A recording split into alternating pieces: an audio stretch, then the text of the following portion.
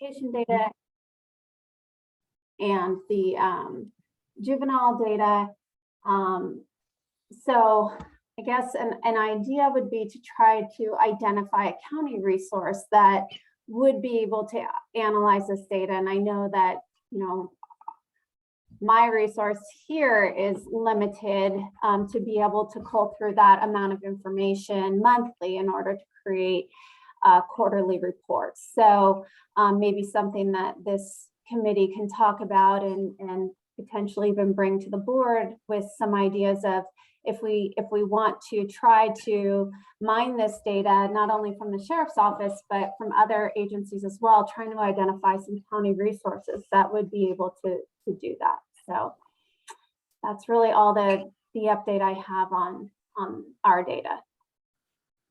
Yeah, I wonder if that would be possible if you guys are not at this time willing to release the actual data files, if some sort of like chart similar to what probation is doing could be generated that could show, you know, kind of that same sort of like the you know, because it is so much to look at, it's hard, even a lot more than even what the probation data is, right? So it's hard to look through it and get a sense of any of those things. Yeah. Is that something that you guys could consider doing, Melissa, from your office? We currently don't have the staffing for that. We have, right now, we have 2 crime analysts for our whole department. You know, our department of 1,100 employees. So they are definitely tapped out with what they can do. And that's just in our current positions. So if it's something that maybe we want to consider, you know, having conversations with the board about adding positions or, you know, something like that to support it, then I think that would be probably the route to go, unless, you know, certainly if someone has a better idea than that, that's just one that I had. That sounds like a good idea to me. What do other people think? I mean, I think we've had this conversation a lot surrounding potentially asking, you know, like, if we know that we have a need, we should probably ask. I mean, it doesn't hurt, right?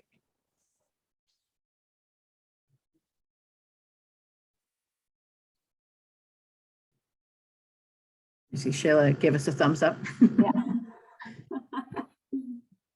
I mean, especially if we're thinking about the fact that eventually we might get the agreement of the police LEAs to let that data pass through your office.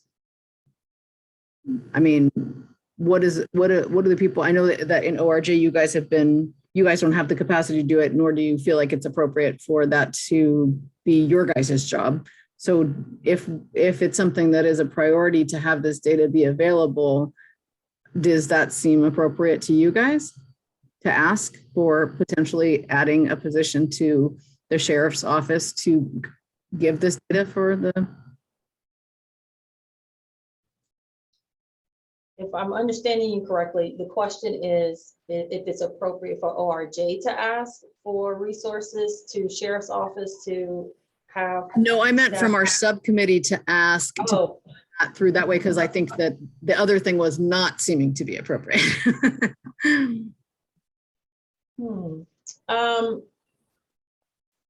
guess my take on it is essentially that there's really a larger question here, given all of the various committees that are touching the same sort of data and information about what will in fact be the data infrastructure and management sort of strategy this county wants to see or employ to answer some of the very specific questions that community is asking for. Mm-hmm. So I think that would then prompt more discussions about what the resources will need to be, what's the staffing plan to support that, mm-hmm. What is the information that community really wants to know, and then in gathering the information and analyzing it, then in what ways is that information leading toward whether there's certain policy changes or additional resources that need to go in certain areas to fill in gaps. So in my view, is actually a very large, it's a bigger question that I definitely think it's worth for, I think is appropriate for this committee to bring forth. Because it's just, it requires a strategy that needs to be developed in my view.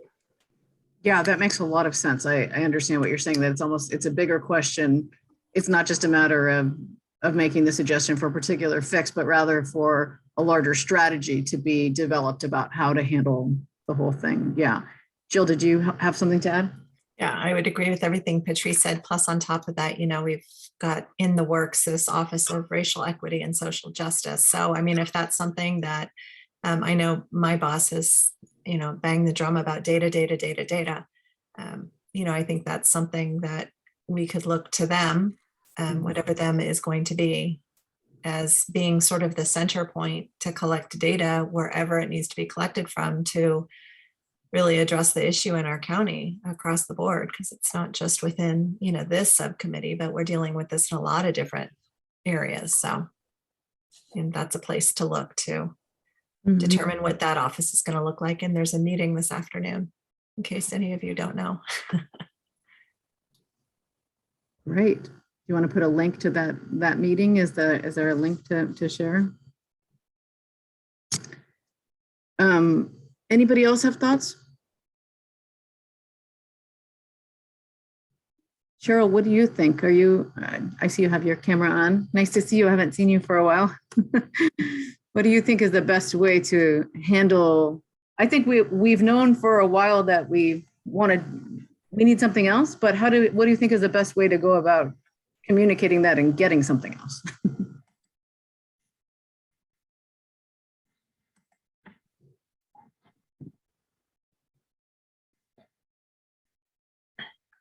At the risk of getting in trouble. Well, I have a problem with just not just asking for things. So I mean, I just figure you just ask. Just outright ask for it.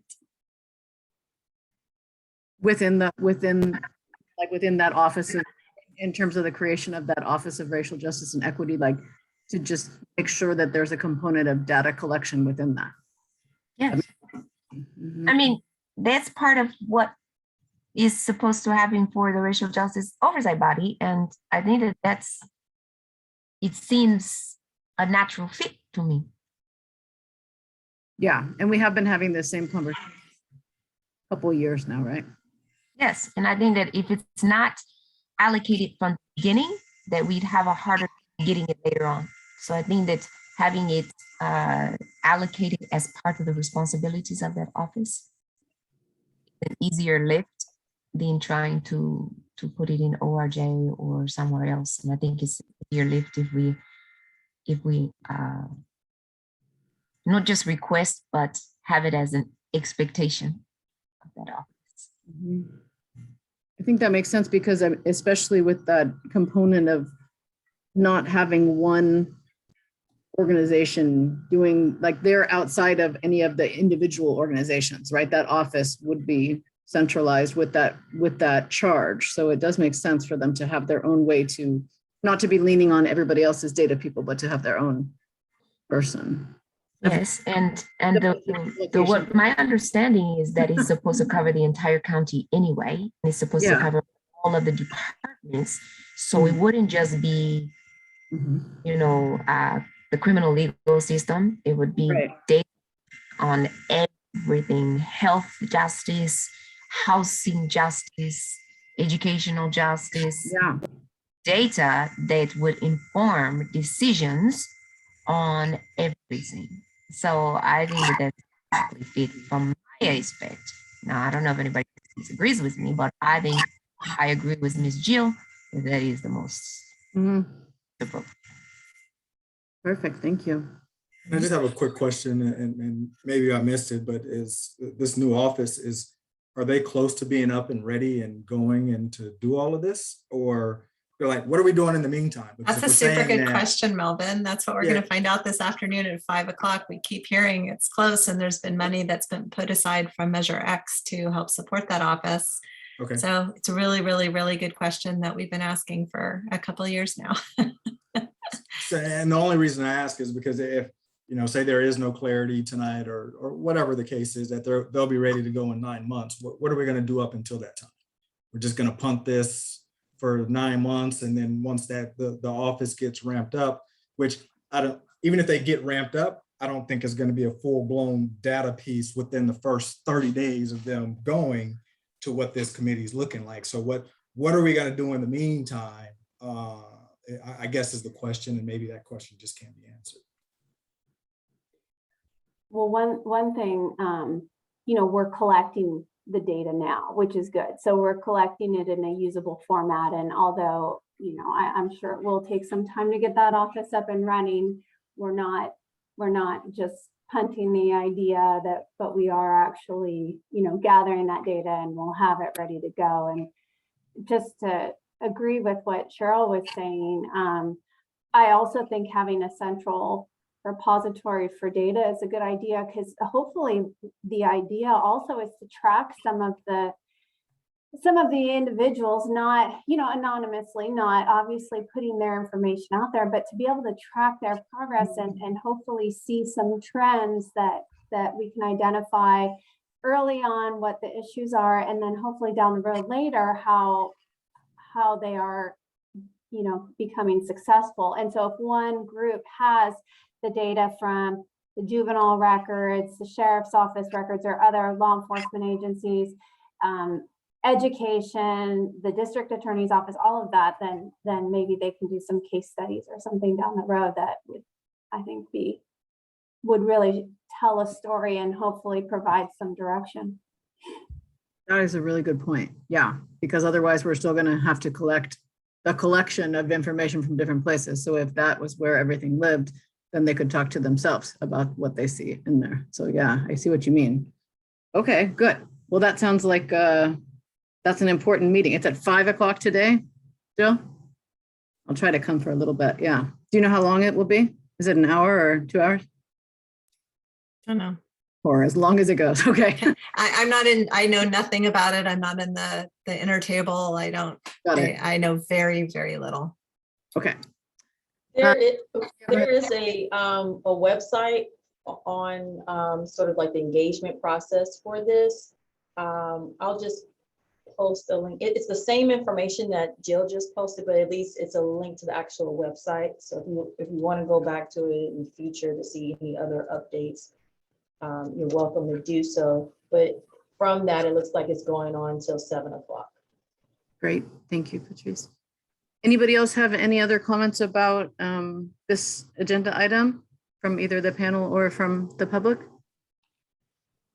I had a quick question, sort of, I guess, along the lines of, Melvin's question about what we might do in the meantime.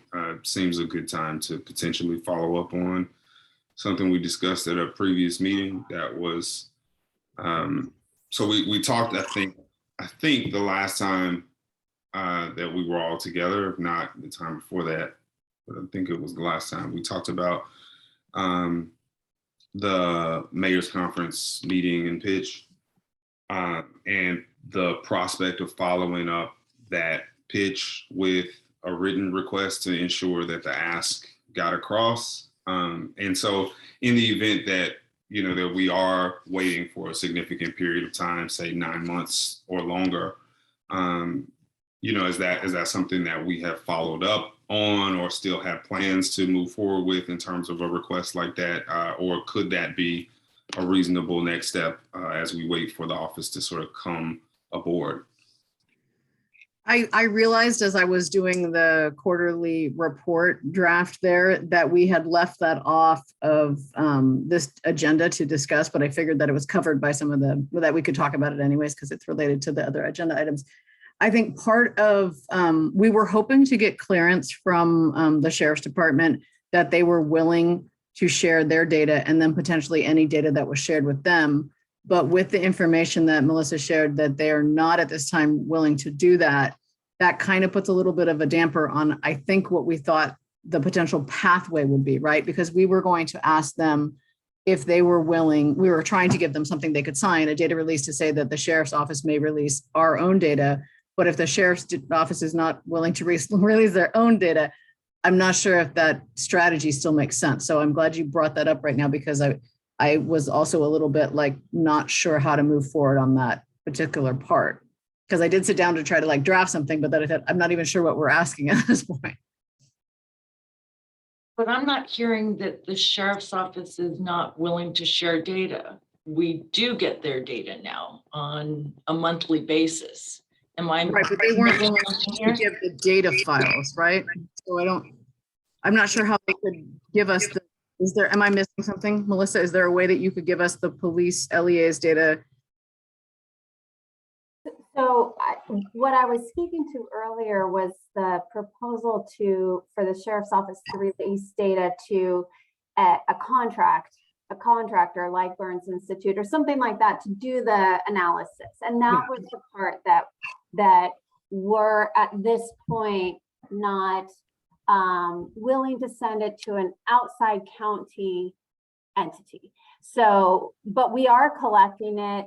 We do send it over. It's just such a large amount of information that currently I don't think anyone has staffing that can spend the time to generate the reports that are similar to the ones that Denise is doing for the juvenile arrest data and that information. So I do understand what you're saying, Becky, and maybe the ask could be just to start collecting the raw data, without, if we want to start, because we might as well start asking for that data now so that, when we do have hopefully these people in place that can actually,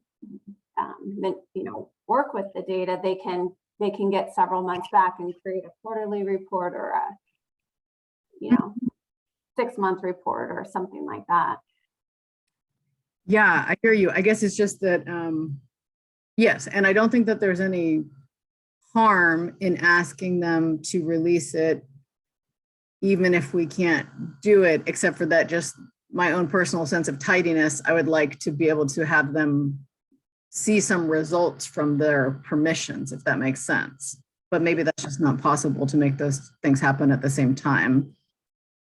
But the other thing is that I don't want it to be confusing, that let's just say that this Office of Racial Justice and Equity does get going fairly fast and they are ready. And then we just made everybody sign a release saying that they're willing to share it. And then we have to do it again. Do you know what I'm saying? Maybe that's not a concern, but that, I guess, just like the part of my mind that likes things to be tidy, that seems a little untidy.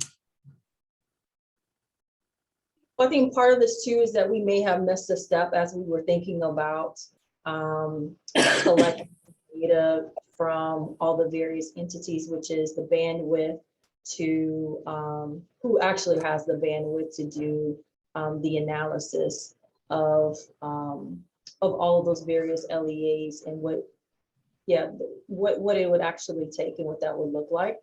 And considering that this body wants data in as much real time as possible on a recurring basis. Again, I don't think we fully fleshed out our own strategy around that. So and even now, we have data available and it's going to feed into the community listening session. But beyond that, I have not heard a lot of discussion around, with the exception now, we'll say, about policing the teen brain, which I know we'll talk about a little bit later. But aside from that, I've not heard from the full body in terms of its reaction to or response to the data that is currently available. So then with that, if we're going out to ask for more data, again, on a recurring basis, what is it leading us to? What is it that we're trying to actually attempt? And because the amount of work that it takes to produce that on a regular basis is quite significant. Yeah, I think you Not just saying it can't be done, but Yeah. we got to flesh this all out. No, you just said that in a very clear way. I mean, I think that that's kind of what I was getting at, is that but so, okay, so let's think about that then. So if maybe that's something that we need to ask of the full body, is some direction and leadership on their part to drive the need. It's not just the data subcommittee that wants the data because we want the data and that's our job to get the data, right? It's what is going to happen with the data. And like you said, we have the policing the teen brain, which is coming out of our observations of the data. And we have the community listening sessions where we've brought something forward. But outside of those two concrete action steps, we don't have a strong backing for why we're asking. I mean, we do, but like, it's not articulated, I guess is what I'm trying to say. Any thoughts about that from other people? I think it's probably a good idea. A little too late for the upcoming quarterly, but just going back to something that I think became a practice a while back. It's probably a good idea to put some of this information. You don't have to put these individual tables that we can't make sense of, but some of the graphs in the subcommittee report, or attach them on a quarterly basis when they're there.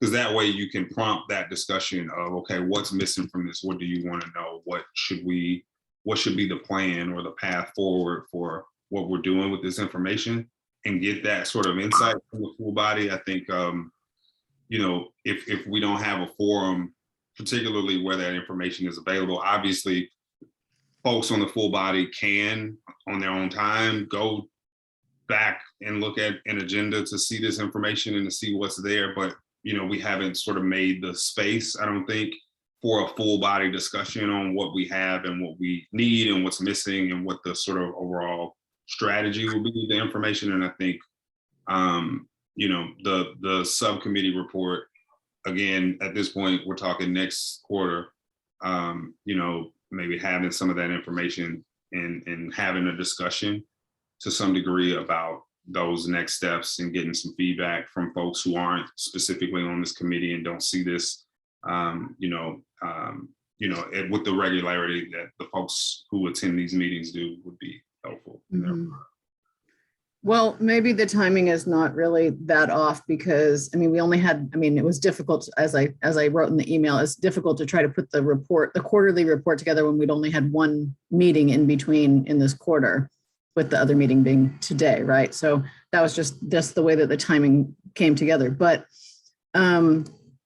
if we can think about that as a goal for the next quarterly report, perhaps is like to think about I guess maybe because some of it is that the data it's not like it's changed drastically. The data shows that we already showed them data that showed that there's an incredible disproportionality. It's not like that we haven't brought that, but I guess we can keep putting it back in the front. It's true, but maybe like just a little bit more strategically, maybe at that point at the next quarterly meeting, maybe more will be done to figure out what is the vision for the Office of Racial Justice and Equity. And then we could be more specific because we'll have more information about the structure of that. That's what we've got, so. Yeah. Okay, any other thoughts about this? Denise? No? Your square lit up, so I thought maybe you were trying to say something. I don't know. You're muted though. Okay. Anybody, any more public comment? Or questions?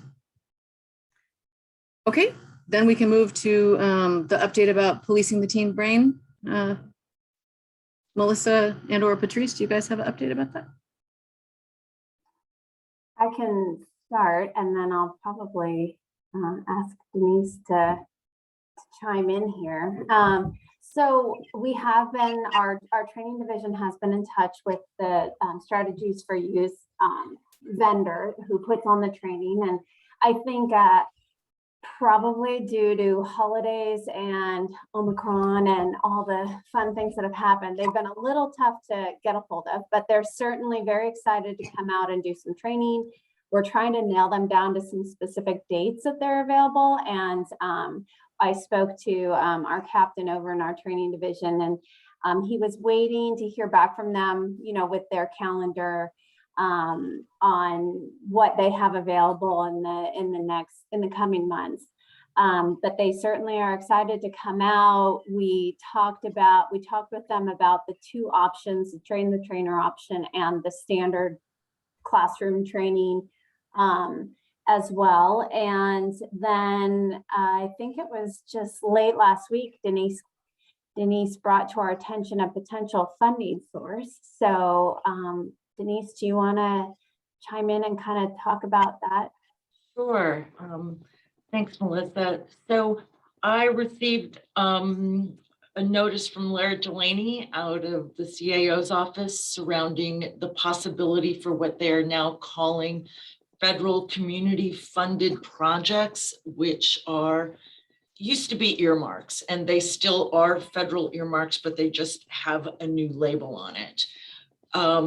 This is an opportunity that funds roughly 3 or 4 county projects a year, I believe, and the cost range from $500,000 to $2 million.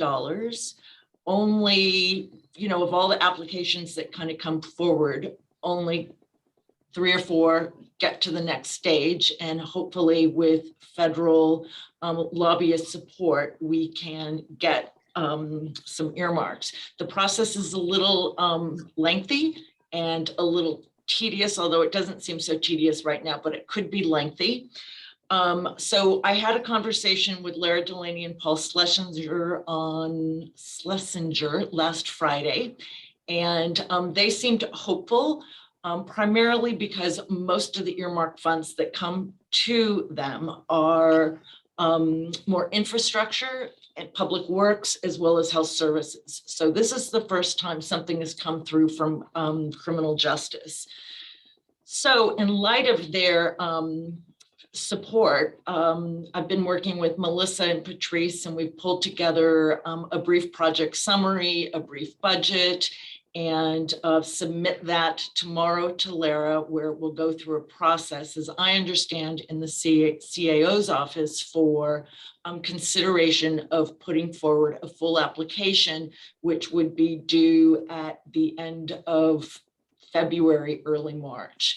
So I'm hopeful that we would get to that stage, just because criminal justice has never in the past asked for these funds. We're sort of hitting a sweet spot, at least according to the lobbyists surrounding the cost, although we have increased the budget for the project, basically due to the added expenses that departments would have to cover for backfill and overtime if they send their staff. And we wanted to make sure that this was, since it's not yet a post-certified program, and Melissa, maybe you could speak to that possibility again, but we wanted to make sure that we made it as sweet a deal as possible, given that we're kind of shooting for the moon, and we'll see what happens. So as I said, we've got a mini proposal that will go to Lara tomorrow, and we'll see where it lands, with the idea that in this next 3 to 4 weeks, we send out some letters to all the police department chiefs, because the thing with the full package requires letters of support. So we'll have, obviously, our department will provide a letter of support. Melissa, I assume that your office will too. And then we would need letters of support from each police chief who is identified in the application for potential services. And so once we get this out, we'll develop a model letter and a model, or model letter of support, and ask our chief to send it out. And then Patrice and I will likely be chasing down letters, hopefully for the next few weeks. So that's where we are with that. The budget for 21 police departments for the standard 2-day training and for 2 train the trainer programs for both probation and the sheriff's office comes to $570,000. And for convenience, we have just doubled that to cover overtime and backfill, with the idea that not every unit is going to need overtime and backfill, and that not everybody who does is going to have staff at the highest level of in their rank. And Melissa, you had a lovely word for that scalability of the grant. What did you call that? Scalability. I think Scalability, okay.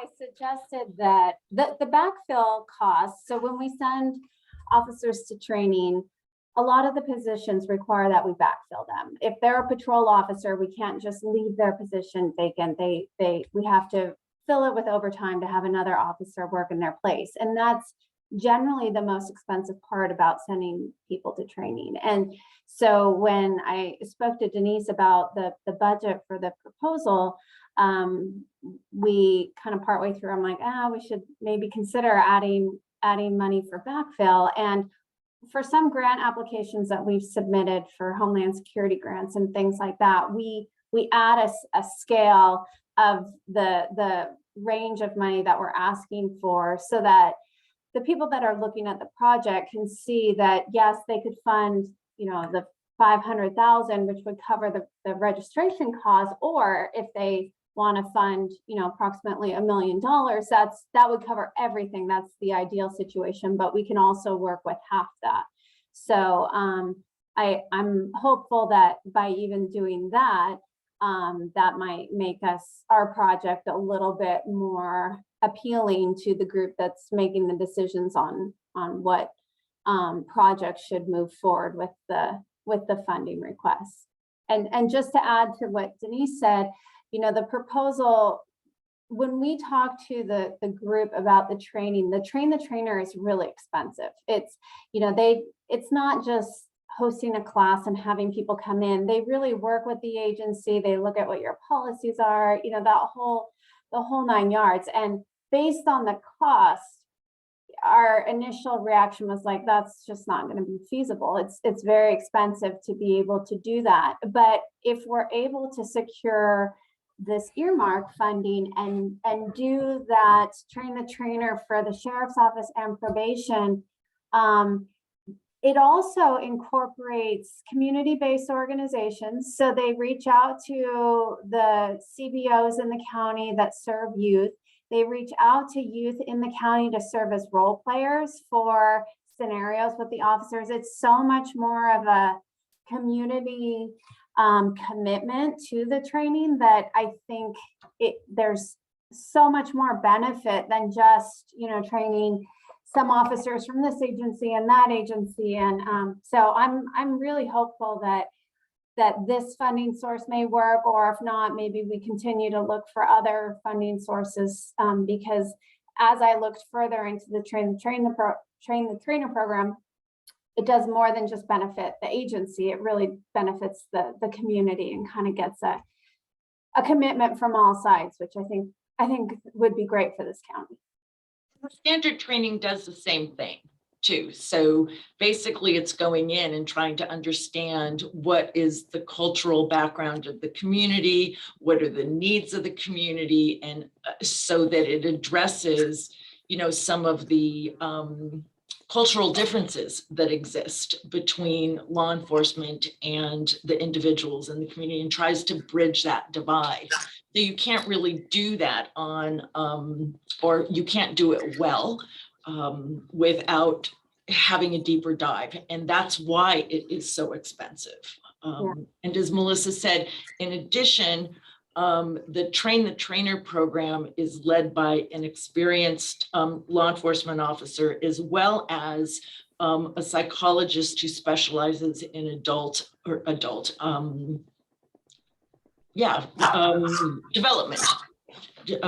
brain development. So they would also be looking to identify individuals, psychologists and psychiatrists in our community that would be willing to serve with each agency in having ongoing kind of training and support for this work. So it's, you know, it is expensive, but I think we get a very, very customized training. And given the diversity and the growing diversity in our county, as well as, you know, some of the problems that we're seeing with disparities, it holds a lovely potential for helping to attenuate some of that.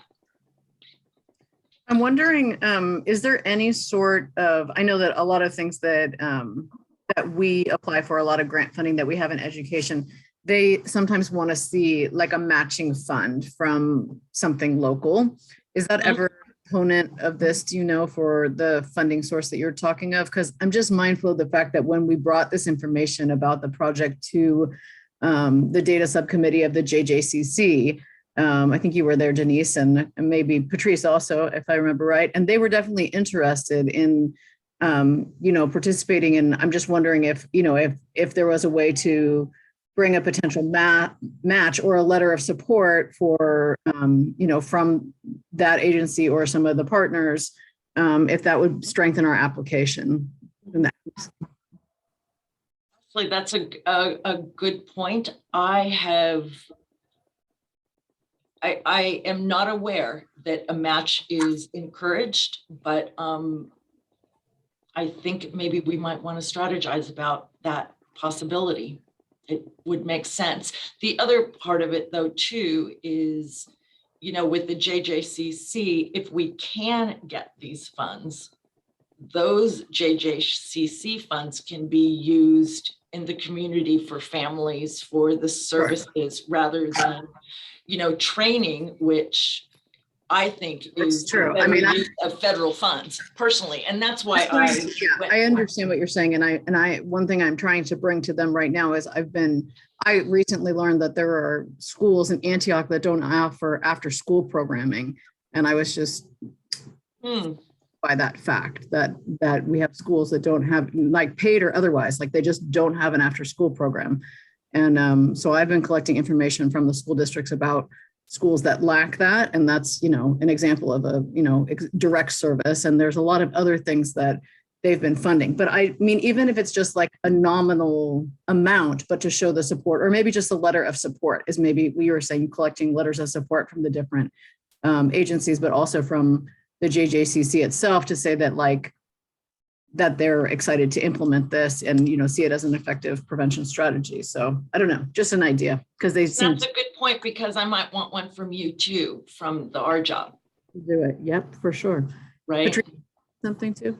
No, I was just going to concur. I was just going to agree that, yeah, I think it's at the very least, it's worth it to get a letter of support from JJCC, from this body, considering how much of the work overlaps, as well as the letters of support from the various LEAs. So I think that would make that would definitely show that there's a major call, both from community and from our law enforcement agencies, that they really want this training and can see it being a benefit, not just for the sake of having some basic knowledge around adolescent development, but that it actually can turn the needle on the high rates of arrest among our young people. So that's what this is all leading toward.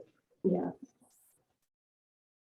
And I'm sure that we could probably, I mean, again, I don't want to volunteer people who I haven't talked to, but I'm pretty sure that I could also get a letter from our county superintendent of schools, and also from the school districts, if that becomes part of the process. I just don't know the only grants that we deal with are, you know, the ones in the education world normally. So I don't know, but sometimes those are things that are needed. So you bring up a point. The better. Exactly. And you bring up a point that I was going to ask you about offline surrounding SROs in any of the school districts, because I do not have the school districts identified as a recipient for this training. So yeah, I saw your email. I'm sorry. I actually do have that because I just gave it to RDA for their probation annual report. So I can just forward it to you. I'm not in my office. So flagged it and I didn't do it. So I'm sorry, but I will, Denise. I have that information about, because I surveyed all the school districts. Okay, that would be great. And so then it would make really good sense to get a letter from Mhm. Lynn or whoever would be supporting that. Yeah. So, and maybe we want to have a broader Office of Ed kind of training there too. I'm not sure. But we can get started with the standard stuff, at least initially. So then the other aspect of this with regard to time, I'm going to send this off to Lara. Melissa has got her staff trying to check and see what kind of dates are available. If we are in the running for an earmark and we get an earmark, say next year, the question for Lara is, can that earmark fund pay us back for services that we've already, because, you know, I would hate to see us wait a year for this process with Congress, because, you know, everything I've heard is that, you know, who knows what's going to happen with the budget if they're going to start talking about it in February or March. It could be later, it could be earlier, and it could be a while before those funds arrive. Can we keep track of our costs and vouchers and stuff and then reimburse from this at a later time? So that's another question. I'm not sure how likely that is, though. But I don't know. anyway. In education, things normally function within a fiscal year, and you can't normally go back into once the books close in a fiscal year, because then the money that you displaced, you can't, what do you do with it? But I don't know. Maybe it's different for police LEAs. I don't know. Well, this earmark fund, though, that's a really good point. This earmark fund, if we get funded for it and we don't use it all, we can use it later for additional of the same kind of training, which is fantastic, right? Because theoretically, we're going to have cohorts of officers coming through the system. And so ideally, we would like to have that ongoing training. So yeah, carryover is normally different than trying to draw into a closed fiscal year. But I mean, just in our world, I don't know how it works for other people. Well, and as our lobbyist said really clearly to me, this is not grant funding. He said, you got to get your head out of the grant funding world. This is not that. It has a lot more flexibility than that. So I'm hoping it'll be flexible enough for us to get something on the calendar even before we have money. We'll see. Great. Can you remind me what the name of the submittal is? Well, the name of it's Policing the Teen Brain, Strategies for Youth. The submittal. Oh, the earmark. It is called Community Funding Projects. Yeah, Federal Community Funding Project. That's it. Federal Community Project Funding. And Becky, I'll copy you tomorrow when I send everything off to just to keep you in the loop on that. Great. Anything else about this? Did we find out anything more about why they had been denied the post-certification? No. No, not yet. We're still working with our contacts at Post to try to find out, but we haven't. They don't have information as to why they weren't approved for that. So we're trying to reach out to our contacts at Post to find out. I don't know that they'll necessarily give us that information since it's another vendor, but we're going to just try to push it through again or help them go through the process that we go through to get courses certified. So we'll keep working with that, because even with funding to help offset the cost or pay for the cost of it, it still is nice to have it be post certified, because it goes on their website and all those other things that I said, and it also goes into an officer's post training profile, which is nice to have too. So I think it'd be beneficial. Great. Any more comments, public comments or committee comments about this before we move to the community listening session? Okay. Is Shayla still? Yeah, Shayla, do you have an update about the community listening session? I do. So we've been meeting and planning things out. We finally set an agenda for the listening session. Just a quick rundown. It'll be like a welcome introduction, some spoken word, and then we'll have a little overview of our job and its history and the type of data that we've collected so far and what we look to collect in the future. And then we'll have a share of some of the data, a discussion, another share, and then another discussion. And then we want to include an evaluation because we don't want this to be like the one and done type of thing. We want it to be ongoing. So just getting an evaluation from folks who attend, like what went well, what didn't go well, and what would they like to see in the future is pretty much our agenda. I think Chris is still working on some of the data slides, but for the most part, we have our slides together and ready. And I will pass it to Chris to see if I left anything out. Thank you, Shayla. So I think you covered our progress well. I'll just add, I think, more of the logistics sort of info. So the target date has been and still is, at least right now, February 16th. That's a Wednesday at 6 p.m., which means, you know, the good people in the diversion subcommittee are going to be right back at it the following day if that date holds. Also, it means that that if we're going to keep that date, we really need to get on the promotion and sort of set up wagon really fast. Along that line, I think it's important to point out that at least the plan that I think we've had up to now has been to agendize this, I suppose, as a special meeting, because we're hoping, you know, that many of you will attend, and we don't want that to become a situation where we didn't put an agenda out. And so this is a violation of Brown Act to have folks there from the subcommittee or from the our job at large. Obviously, we can't make you, it's extra, but just wanting to sort of protect for that or plan for that, which also means, you know, that probably the Tuesday before that, we're going to need to have sort of finalized all the documents in a link and sent those things out. And that goes back to, again, if we're sticking with the date that we have, we really at least want to get the link probably way sooner than that so that it can start being circulated and shared.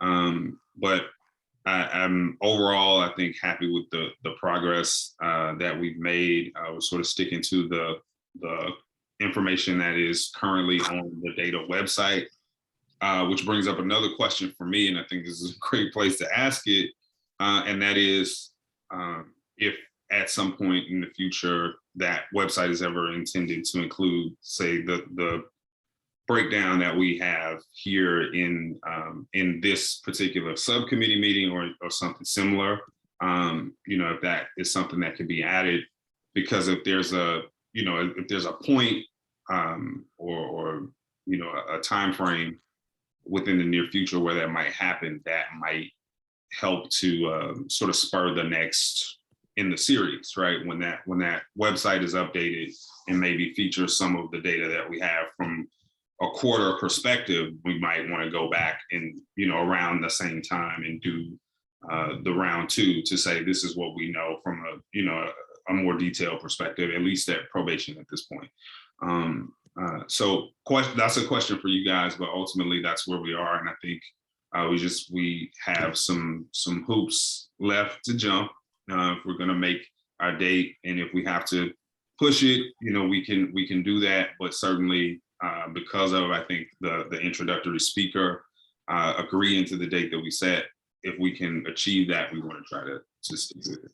That is Dante Clark. I don't know if you all are familiar, but someone that Jeff Landau recommended because of, I think, work that he's done with the Public Defender's Office in a similar capacity before, sort of, opening the space with some good words of inspiration and just sort of gravity, I think, for what the work is that we're there to do. And again, just making this, even though it may be technically a meeting, right? Like a county sort of advisory body meeting, wanting it to be a more open space than that, wanting it to feel more, sort of welcoming and accessible than that. Not to say that any of you are not welcoming or accessible, just realistically, right? This feels the way that I think it's supposed to feel, like sort of orderly and professional and such. And if that's not, the type of meeting space where you feel the most comfortable speaking and sort of being heard, when we want to create something a little bit different. And so I think he's going to be important to sort of open the space in a way that encourages the type of feedback, the type of communication, the type of candor that we're looking for. And I will leave it there unless there are any questions. I see that Emma Lou put a question in the chat. She was saying, how are we recruiting community members to attend the sessions? Yeah, I think that remains to be seen, just because I think given the time frame that we had to work with and being sort of ambitious about wanting to get this done within, a relatively short period of time and not push it too deep into 2022 without action. We've been scrambling, I think, to assemble the materials and such. And so haven't had as much time to sort of strategize around the promotion of this particular event. So we welcome ideas with that. Definitely, I think in terms of sort of the Racial Justice Coalition and, various member organizations being involved or their members being involved to some degree with this. And, we reached out, I think, also to a lot of CBOs, local CBOs, to get feedback on how they, would want to be a part of this event as well, like how they would want to have it set up, how they would want to have it facilitated, just trying to get as much feedback as possible and as much interest as possible. And I think we're definitely going to continue with sharing it out to those organizations, but again, welcome any sort of feedback or suggestions as to how we could, how we could help get the word out. You guys have a flyer?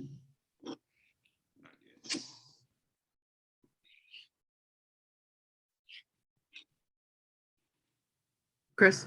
You didn't hear that? Not yet. Not yet. No, as soon as you, I don't know. Maybe it was just low. One thing that I could think about is that like a lot of the local high schools have like Black student unions or, Latino, like Umoja or Puente. At the community colleges, there are, like affinity clubs and things like that, that definitely would have an interested group of people, who are active in school-based activities. And I could, if you guys, when you do come up with a flyer, if you send it to me, I could try to send it out to those that I'm aware of. Definitely, we'll do that. We'll get it to you ASAP. Patricia, do you want to say something? No. Anybody else have anything to say or questions? Okay. Okay, so let's move to the next item, which is the subcommittee membership for 2022. And I just want to start by saying, I think this subcommittee is very remarkable in that everybody is so consistent and always here. And I really, really appreciate that. I know it's been a real challenge, and it's just nice that we don't have to worry about that with this group, because everybody is so dedicated, and even people who aren't officially on the subcommittee come every single time. So I feel that we have a good solid group here. That said, we are moving into another year, and Nicole, I was trying to do some research looking, because I know a young person who is interested in potentially joining one of the committees or the body. And I did see on the website, it looks like that we have 2 positions that are listed as being open. Is that still true on the larger body?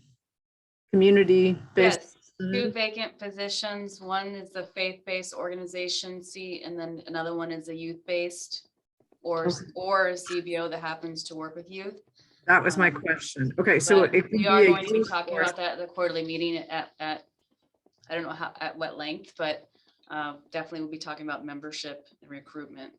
Okay, so the one that says that it's a CBO, this person that I know that is, I mean, I think he's 18, he is 18 already, but could he apply for that if he's not part of an official CBO or since he's 18? Yeah, it's a seat that has 2 criteria, it's an and or.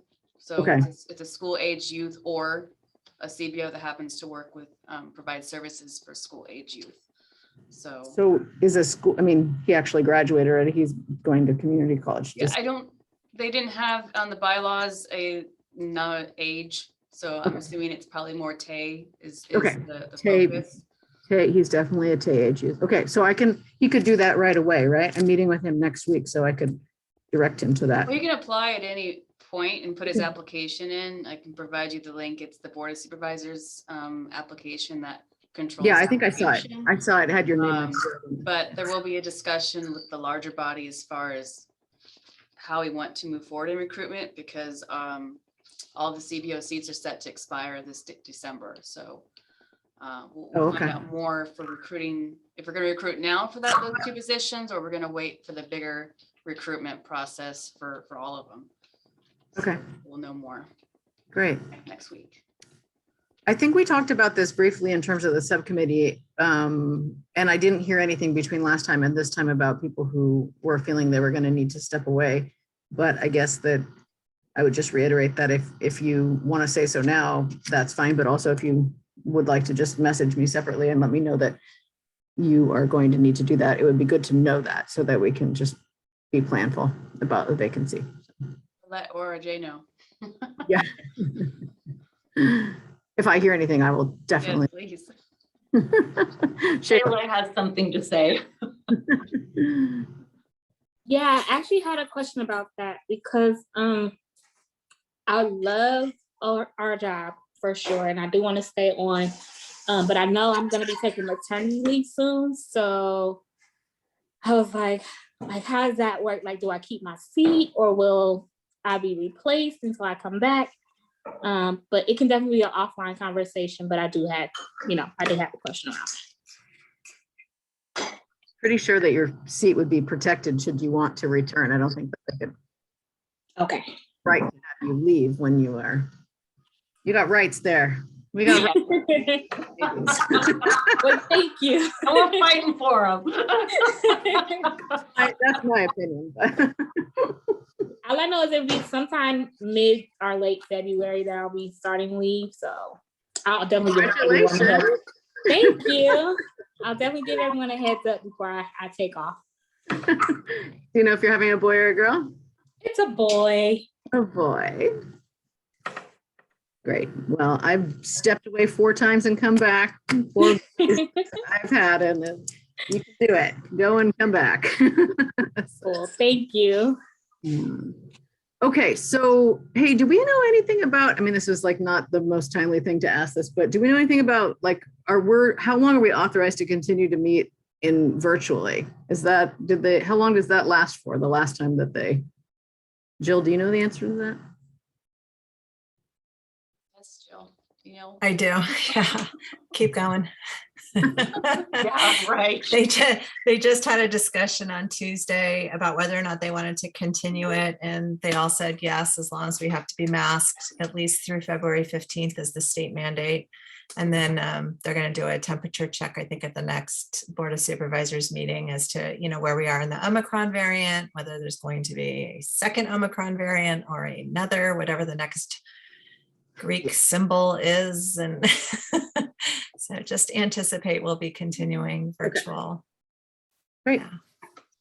Anything else about membership or just logistics about the team that anyone wants to bring up?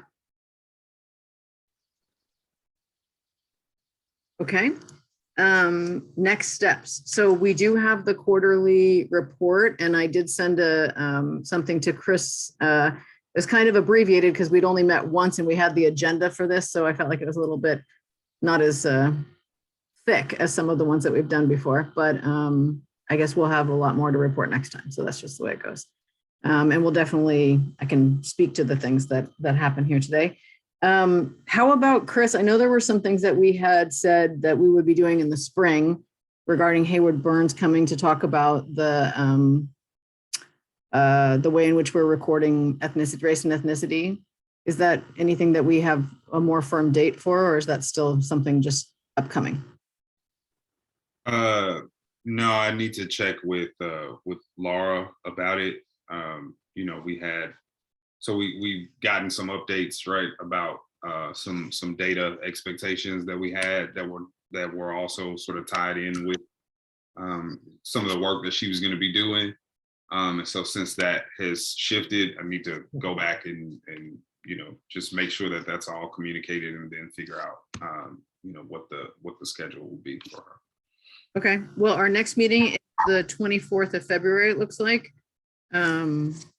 So that's an opportunity. And we are wanting to have that conversation here and not like in a quarterly meeting for everyone, or did we discuss that? Or would it make sense to, does it matter to you all in particular which forum it's in? Because I know we had also, there's been some discussion about you know, some other sort of larger sort of conceptual offerings at quarterly meeting spaces.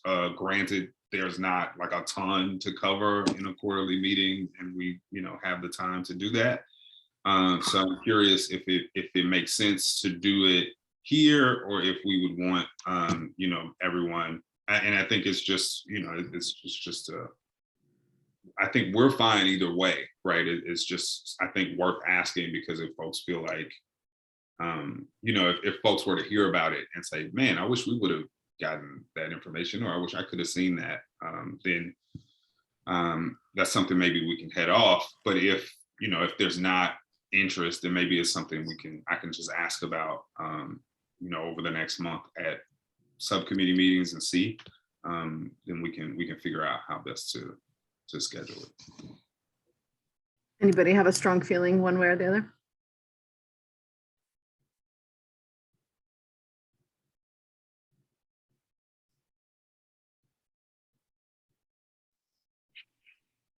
Okay, I'm gonna chime in just because I have to. I'm a measurement person. Definitions mean a lot, making sure that the entire our job is in sync, or thinking the same kind of questions about how do we address this issue of measurement and definition. I think is critical for the entire body, not just for data. That's just my 2 cents. So maybe we could bring that up at the next quarterly meeting and just ask if they would be willing to agendize it for the next meeting. And, or maybe you should check Chris and see if that she would be available. Do we know what the? I mean, we're talking about what, May? Yeah. So I'm pretty sure, you know, if I can, I mean, I will between now and that meeting, just try to flag it for her, because I think the date would already be in my calendar, but I feel pretty confident that with 3 months notice, we'll probably be able to make that work. Okay. So I will make a note that since we didn't include that in our quarterly report, make a note. I'm going to look at the notes that I took today in addition to that report, since, you know, we hadn't had this meeting, only the subjects. So that would be something that we could add to our request to them, to have the full body hear the presentation about that. Is this for your report out for next week that you're referring to, Becky? Right. Yeah, we haven't posted yet. So if you wanted to make that, yeah, if you wanted to make that last minute quick change, but we would need that like first thing tomorrow morning. Yeah, well, maybe I can do it just right now after we get off this call. Yeah. Okay, great.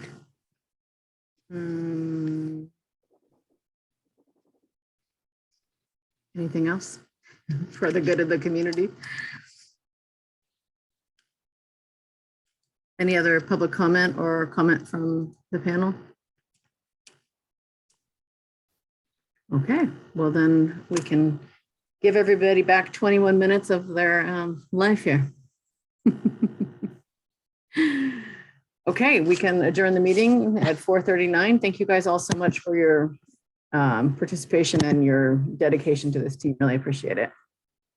Thanks, Becky. Thanks, Thank you. everyone. Thank you all. Bye. Patrice, I just saw your email. Can I call you now? Okay.